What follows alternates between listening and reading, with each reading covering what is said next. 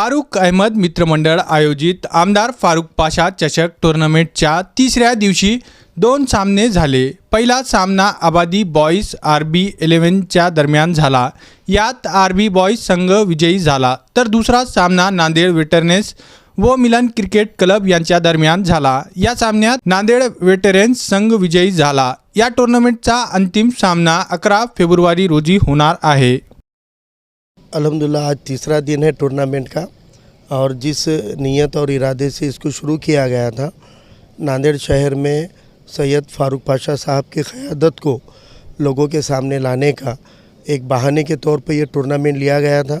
और अल्हम्दुलिल्लाह नौजवानों में काफ़ी ज़्यादा लोगों तक अवेयरनेस गया है, बेदारी हुई है, और लोगों के फ़ोन भी आ रहे हैं, लोग मिलते हैं जहाँ पर भी, तो हमारे टीम के सभी लोगों को अल्हम्दुलिल्लाह इस बात की मुबारकबाद दे रहे हैं कि एक अच्छा काम अल्लाह ने हमारे ज़रिए लिया है। रही बात टूर्नामेंट की, तो नांदेड़ में क्रिकेट को लेकर बहुत पोटेंशियल है, स्पोर्ट्स को लेकर पोटेंशियल है, और स्टेडियम अगर मुकम्मल होता और इस पे अगर सत्ताधारियों की थोड़ी नज़र इनायत होती तो शायद नांदेड़ से रणजी और इंटरनेशनल के लिए, नेशनल टीम के लिए भी नौजवान चुने जा सकते हैं। हम देख रहे हैं और लाइव के ज़रिए नांदेड़ और पूरे मुल्क के लोग देख रहे हैं कि नांदेड़ में जो टूर्नामेंट चल रहा है वो टूर्नामेंट उस मियार का, उस दर्जे का लिया जा रहा है जैसे हमारे रणजी या इंटरनेशनल टीम के मैचेस होते हैं, वैसे ही तौर पे मैचेस लिए जा रहे हैं। यूनिफॉर्म से लेके प्लेयर के बैटिंग, बॉलिंग और फील्डिंग तक मैचेस इतनी काटी की टक्कर के हो रहे हैं, और एक से एक प्लेयर सामने आ रहे हैं जो हाफ सेंचुरी बनाए हुए प्लेयर हैं। 6 विकेट एक मैच में लेने वाले, 2020 में 6 विकेट लेना ये बहुत आसान काम नहीं होता, लेकिन यहाँ पर हर उम्र का खिलाड़ी खेल रहा है, और बहुत बड़ी तादाद में नांदेड़ की आवाम इसका लुत्फ़ ले रही है। जिनको मुमकिन है वो स्टेडियम पे आके ले रहे हैं, जिनको मुमकिन नहीं वो लाइव के ज़रिए ले रहे हैं। हज़ारों व्यूवर्स लाइव के ज़रिए इस मैच को देख रहे हैं। मैं नांदेड़ वालों से अपील करूँगा कि इस सुनहरी, मिसाली और तारीख़ी टूर्नामेंट को देखने के लिए वो स्टेडियम पे ज़रूर आएँ। सुबह 9:30 बजे से पहला मैच और 1:30 बजे दोपहर से दूसरे मैच का आगाज़ होता है। इसमें कोई शक नहीं कि ये एक बहुत मजबूत और बेहतरीन इक़दाम है। फारूक साहब को इस बात के लिए मैं मुबारकबाद देता हूं कि उन्होंने नांदेड़ की सियासत में जब से कदम रखा है, नित नए इक़दाम से उन्होंने लोगों को अपनी तरफ मुतवज्जे किया है, और बुनियादी मसाइलों पर उन्होंने हमेशा उंगली रखी है। सैयद फारूक पाशा साहब की शख्सियत यकीनन इस बात की मुस्तहिक़ है कि उन्हें बरसों तक याद रखा जाना चाहिए, और उसके लिए आने वाली जनरेशन को और नई नस्ल के लोगों को काम करते रहना चाहिए, जिसकी इब्तिदा फारूक साहब ने की है। सैयद फारूक पाशा साहब नांदेड़ से 3 मरतबा असम्बली के लिए मुंतखब हुए थे।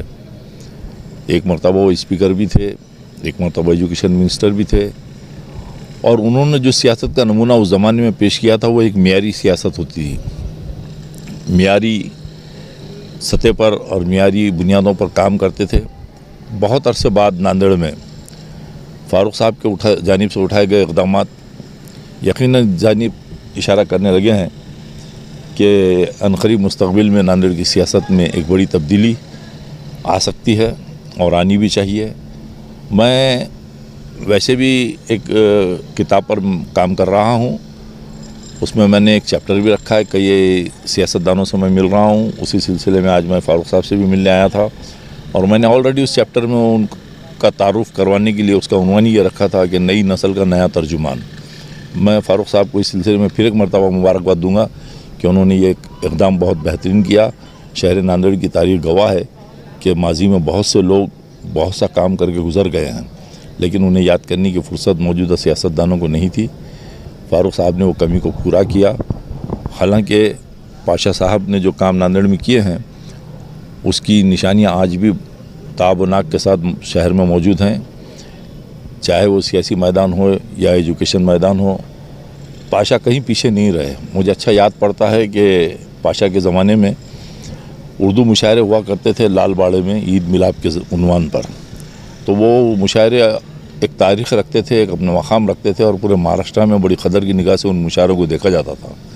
बाज़ाब्ता बहुत सलीक़े के साथ ईद मिलाप का वो प्रोग्राम मनाया जाता था, जिसमें कई गैर मुस्लिम भाई और कई बड़े बड़े लोग उसमें शरीक होते थे। पाशा के इक़दामात के बाद नांदेड़ में इस अंदाज़ में काम करने वालों का फुक़दान मैं महसूस करता हूँ और फ़ारूक साहब से उम्मीद रखता हूँ कि वो मुस्तक़बिल क़रीब में भी इन तमाम चीज़ों पर तवज्जो देंगे और कोशिश करेंगे कि माजी के तमाम चीज़ें जो है एक एक करके नई नस्ल के सामने किसी अंदाज़ में लाई जा सकें। उसके लिए मैं एक मरतबा फिर फ़ारूक साहब को मुबारकबाद देता हूँ।